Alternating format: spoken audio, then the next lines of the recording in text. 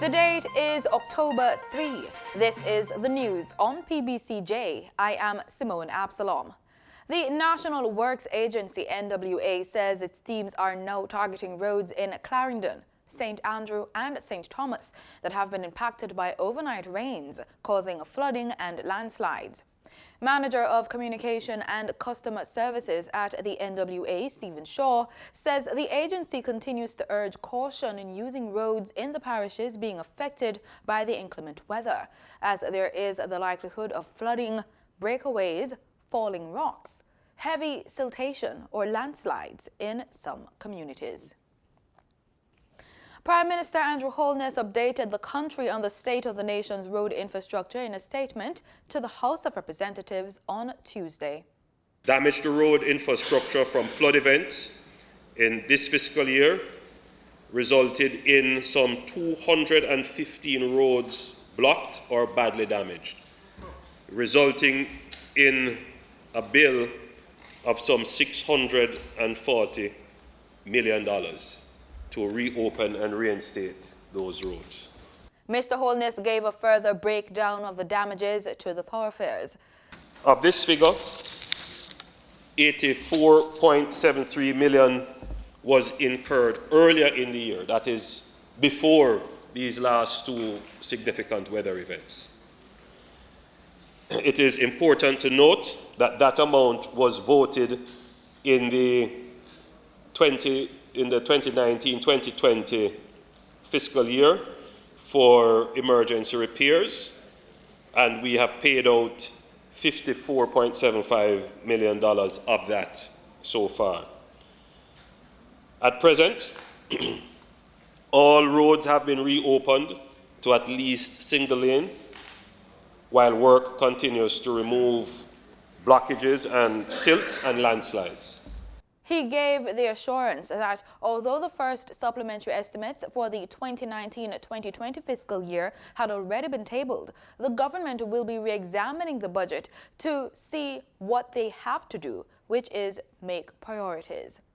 Prime Minister Andrew Holness says the National Water Commission, NWC, will be relaxing water restrictions following the increase in the capacity at the Mona Reservoir and Hermitage Dam in St. Andrew. It is still necessary to maintain conservation practices, both for the NWC and for consumers themselves. The NWC will seek to relax some of the restrictions. It now has some capacity, and frankly, Mr. Speaker, I think the level of frustration that the public is experiencing is tremendously high, and it would be not easy to explain to people why we're having rain and then they still can't get water. So we will have to relax, but we still are very cautious. So we're not going to just totally abandon all our conservation methods, but we will relax so that people can get water now. Of course, there's the issue of turbidity, but the NWC should be able to address those through their treatment processes to ensure that customers can get water up to potable standards. He said the island should continue to see increases in rainfall amounts for October. Prime Minister Holness was addressing the House of Representatives on Tuesday. The House of Representatives voted Tuesday to extend the current state of emergency, SOE, 46 in favor, 17 members of Parliament were absent. The current SOE came into effect in the St. Andrew South Police Division on July 7 and will be extended for a further 90 days. Tuesday's extension was fully supported by 2 members of Parliament from the area, Angela Brown-Burke from St. Andrew South Western and Member of Parliament Anthony Hilton of St. Andrew Western. The area also includes sections of Prime Minister Andrew Holness's constituency, St. Andrew West Central. Administrators at public education institutions have been directed by the Ministry of Education, Youth and Information to discontinue the practice of scanning fingerprints to record registration and attendance until further advised. In a bulletin, The ministry said it is aware of the use of automated systems that are conveniently used for employees to electronically record arrival and departure times. However, in light of issues that have surfaced in relation to these systems and the lack of full information regarding its implications, the decision was taken to issue the directive to discontinue the practice of its use in public education institutions. Distributors of the drug Ranitidine plans to withdraw the drug from pharmacies island-wide following this week's ban announced by the Ministry of Health and Wellness. Last month, the Food and Drug Administration in the United States said that some Ranitidine medications, including the brand Zantac, were found to contain low levels of an impurity that could possibly cause cancer.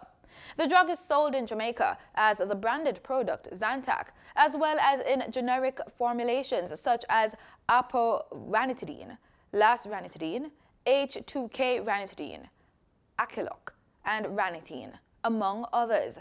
The Ministry of Health and Wellness said Wednesday that the decision to ban the drug was made after it became aware of the presence of low levels of impurity. That's according to reports by the United States Food and Drug Administration, Health Canada, and European Directorate for Quality of Medicines. Jamaica has endorsed a resolution for the elimination of trans fatty acids by 2025. The resolution was passed at the 57th Directing Council of the Pan American Health Organization, PAHO, by Costa Rica. Trans fatty acids, also known as trans fats, are formed when vegetable oils are hardened into margarine or shortening, or transformed into unhealthy oils. Jamaica's Health and Wellness Minister, Dr. Christopher Tufton, says it has been detrimental to public health and, in particular, a contributor to cardiovascular diseases, the #1 cause of deaths in Jamaica. According to the health minister, local lab facilities have been upgraded to test for it and other nutrients, and Jamaica has undertaken a study to determine the extent of its use. Dr. Tufton said once the study is completed, the government will engage the public in consultation with a view of phasing out the use of trans fatty acids. Retired President of the Court of Appeal, Justice Seymour Panton, has been appointed the new chairman of the Integrity Commission. According to a statement from the Office of the Governor General, the instrument of appointment was signed by Governor General Sir Patrick Allen late Tuesday evening and delivered to Justice Panton Wednesday morning. Justice Panton replaces Justice retired Carl Harrison, who resigned effective August 31. Other members of the commission are former Contractor General Dr. Derek McCoy, Eric Crawford, and Auditor General Mrs. Pamela Monroe Ellis. The Integrity Commission was appointed back in February 26, 2018 under the new Integrity Commission Act, which was passed by the House of Representatives in 2017. Pain is an unpleasant sensation that can range from mild, localized discomfort to agony. We're going to be talking about pain management in this Healthy Living Report with Dr. Neville Bailin.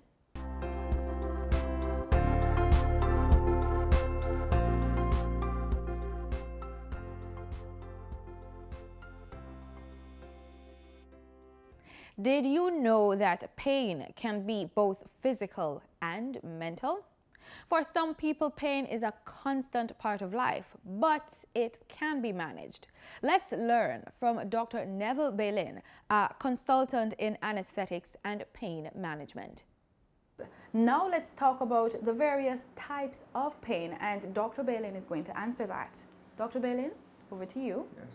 Good morning, Ms. Afslan. Yes, in terms of the types of pain, broadly speaking, we understand pain normally by acute pain, in the sense that if you hit your finger with a hammer, put you on a hot stove, you get a sharp pain, and that is the pain that people understand that is protected, because what it means that you're going to remove yourself from the situation.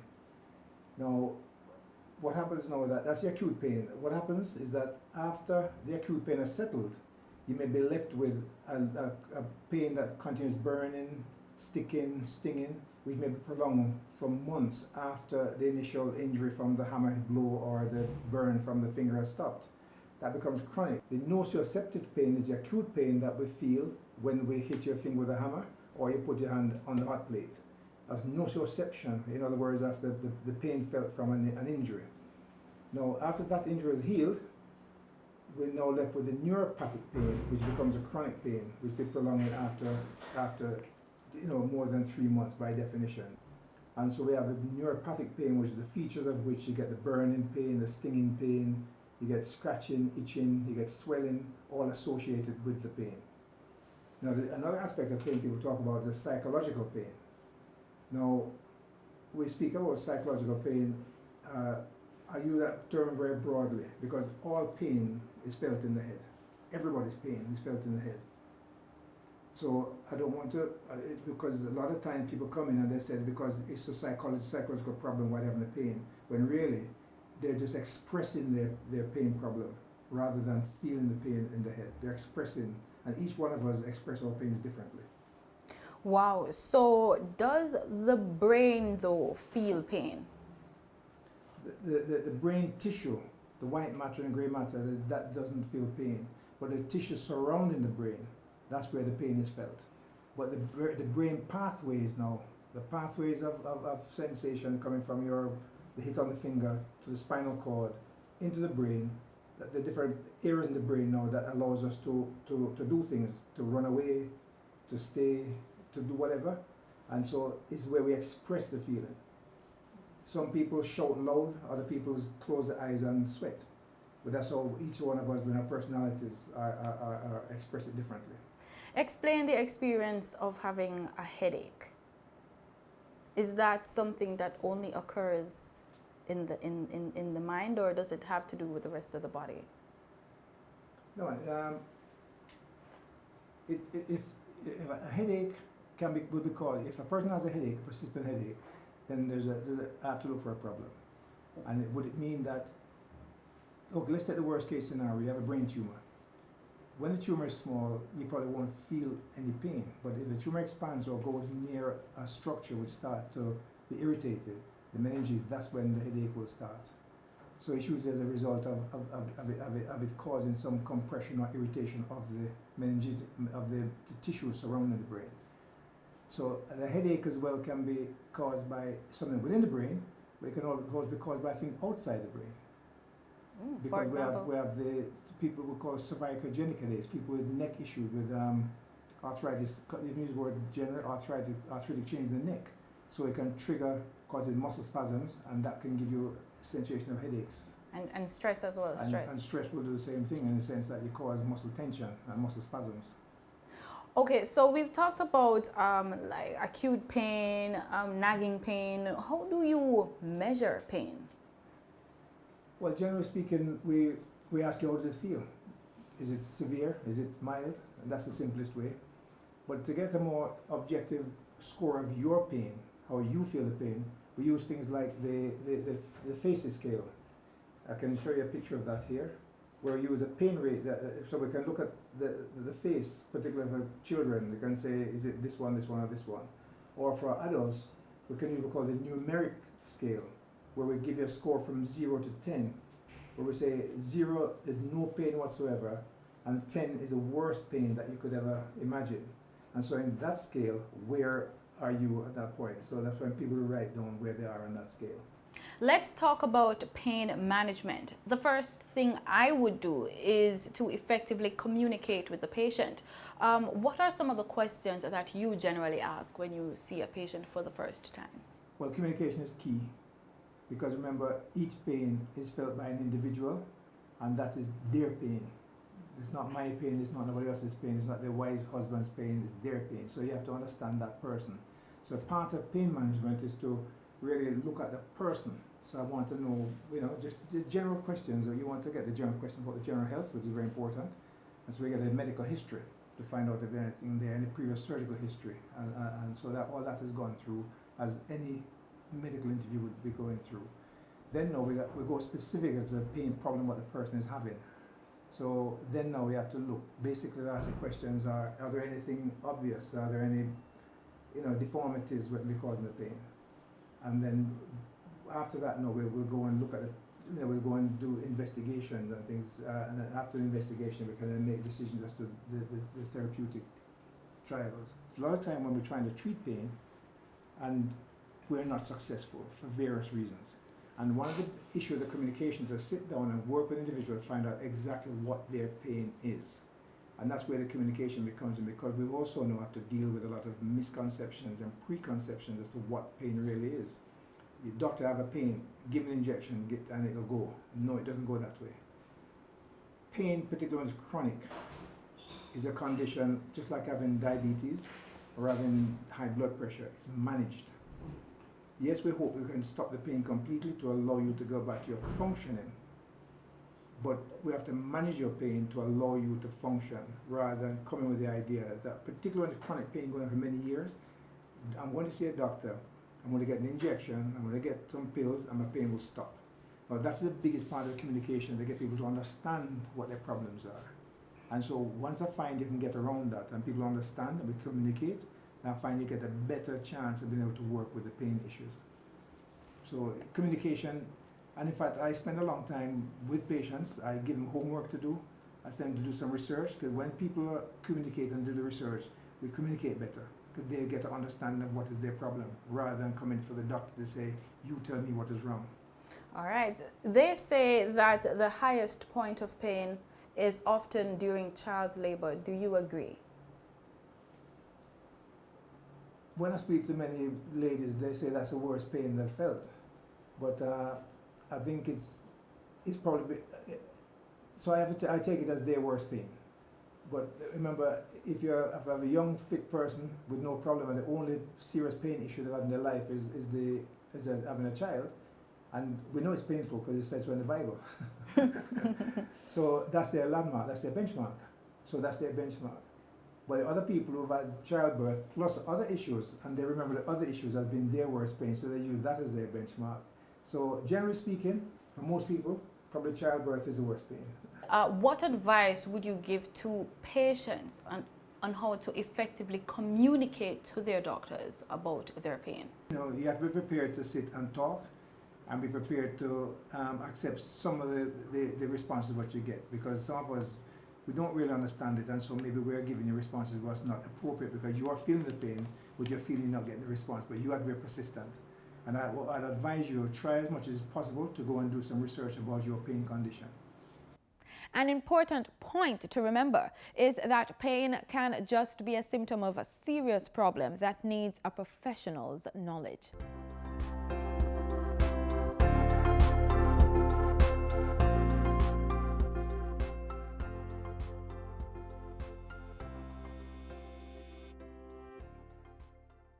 Motorists should see a decrease at the pumps in the price of gas and diesel effective Thursday, October 3, according to the latest ex-refinery costs from Pbcjam.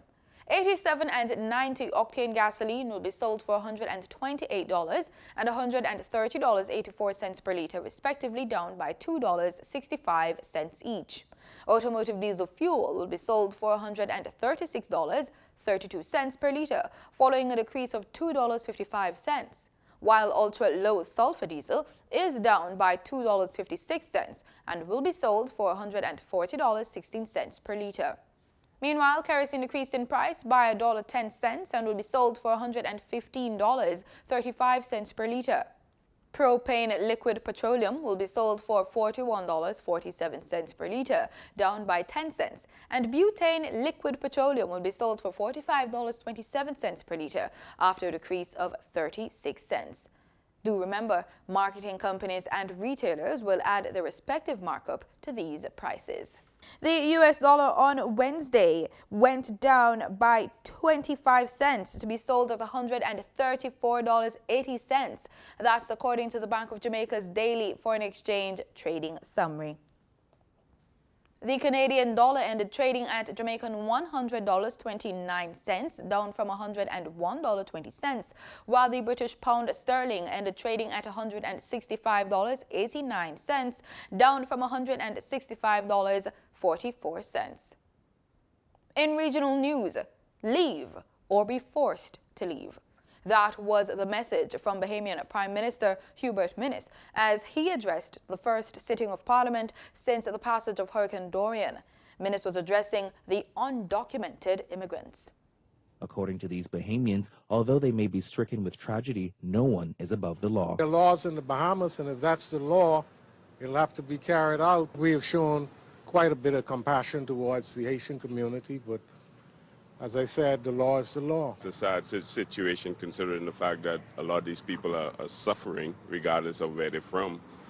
But then on the flip side of it, the law is the law. I just hope that in applying the law, we would show some level of compassion. And with this change in tone from the immigration minister, former Minister of State for Immigration Brandon McCartney says the government needs to take a firm stance on the matter so that people know they mean business when it comes to enforcing immigration laws. I think the government needs to get a strategy together. This is an opportunity to get rid of those shanty towns. And if now the government is saying that they're going to start repatriating, good, but do it. But former Parliamentary Secretary for the Bahamas Department of Immigration, Cleo Hamilton, believes government should let calmer heads prevail. We are hurting each other, and this is not the time. When everything is settled and things happen, then we can decide how we're going to go about things. But right now, we as a people, because so much of us are interlinked, we need to try see if we can calm down a little bit before we make decisions that will hurt us in the long run. Trinidad and Tobago's Prime Minister, Dr. Keith Rowley, is insistent that he will not bring impeachment charges against Chief Justice Ivor Archie. Moreover, Dr. Rowley said that the Law Association's threat to sue him if he does not impeach Archie would be a waste of taxpayers' dollars. Also, he says the matter has become political. More in this TTT news report. Prime Minister Dr. Keith Rowley clearly stated his views about the Law Association's threat to sue him over his refusal to invoke Section 137 against Chief Justice Ivor Archie. This matter involving the Law Association and the way they've been conducting their business here, I have no hesitation in saying that this matter has lost any public interest, purity, and it's a political matter. In July, the Prime Minister received legal advice from Queen's Counsel Howard Stevens, who found there was no reasonable possibility that the complaints could lead to the removal of the Chief Justice. The Prime Minister said he still stands by the legal opinion given to him. I remain cloaked in the authority of the Constitution that the decision to invoke a tribunal is a decision to be made by the Prime Minister. I trust that the people of Trinidad and Tobago who are being asked to pay the legal bills would view my action as reasonable, even if you don't agree with it. The Prime Minister said the action by LAT will not hurt him, but lamented it will cost the taxpayers. This lawsuit of suing the Prime Minister and Rowley being sued not costing me 1 cent. It is costing you, the taxpayer. It is you, the taxpayer, who will now be having to pay the millions of dollars in legal fees to carry on this political charade. Last Friday, the Law Association voted to go ahead with the judicial review proceedings against the Prime Minister, challenging his refusal to invoke Section 137. It's been alleged that Chief Justice Ivor Archie attempted to persuade judges to change their state-provided security in favor of a private company, while the CJ has also been accused of attempting to fast-track Housing Development Corporation applications. The Guyana Elections Commission, GECOM, has extended the current claims and objections period ahead of the next elections by 7 days. GECOM says it will now last from 42 days instead of 35, which was agreed to at a meeting on September 24. The details in this HGP News report. The Guyana Elections Commission GECOM chair has moved to withdraw a decision made whereby it was announced that during the claims and objections exercise, which commenced on Tuesday, every person whose name appear on a preliminary list of electors, the PLE, must visit the registration office in their respective area with their national identification card to verify their registration record. in order to be included in the official list of electors, the OLE. Last week, Opposition Commissioner GCOM Says Gunraj immediately objected to the decision, saying he is in total disagreement with the fact that persons have to visit GCOM offices. As this is the most egregious breaches of all, this imposition ought not to be countenanced, because you do not require an identification card to go and vote. According to the Chief Justice's ruling, there is no residency requirement. So the question to be asked is, where did this requirement that they are now seeking to impose, from whence did it get its rise? Where is its grounding? Opposition Commissioner GCOM Robeson Ben called the move skullduggery at work. The new decision will now mean that the Commission will scrap plans to set up temporary offices and mobile sites countrywide. Nevertheless, the claims and objections exercise will be conducted at all GCOM registration offices countrywide, and initially GCOM had stated that the exercise will conclude on November 18, 2019. There are some 646,625 persons on the National Register of Registrants, of which those eligible persons will be extracted and placed on the official list of electors. In sports, Omar McLeod crashed to the turf during the men's 110-meter hurdles final at the IAAF World Athletics Championships inside Khalifa International Stadium Wednesday. McLeod, the reigning Olympic champion and defending world champion, hit a couple of hurdles before spinning to the ground and was later disqualified. The gold was won by promising American Grant Holloway. Jamaica remained third on the table with 4 medals as the United States of America increased its tally to 18, inclusive of 8 gold, 8 silver, and 2 bronze. China stayed in second with 8 medals. Kenya with 4 and Ethiopia with 3 medals complete the top 5. 3 candidates have been shortlisted for the job of West Indies head coach. They are former head coach Phil Simmons, interim coach Floyd Reefer, and batting legend Desmond Haynes. Simmons, who was abruptly axed in September 2016 by the then Dave Cameron administration just days before the start of a series against Pakistan in the United Arab Emirates for what CWI said were differences in culture and strategic approach. The Trinidadian hinted at a possible return after the World Cup. Meanwhile, interim coach Reefer was appointed immediately after Ricky Skerritt and Dr. Kishore Swallow took office. He led the Windies into the ICC Cricket World Cup and the home series against India. And Desmond Haynes, who in the past served as a batting consultant, had publicly stated his desire to return into the Windies coaching setup and had received the backing of iconic former Windies skipper Clive Lloyd. And that's the news on PBCJ. Thanks so much for watching.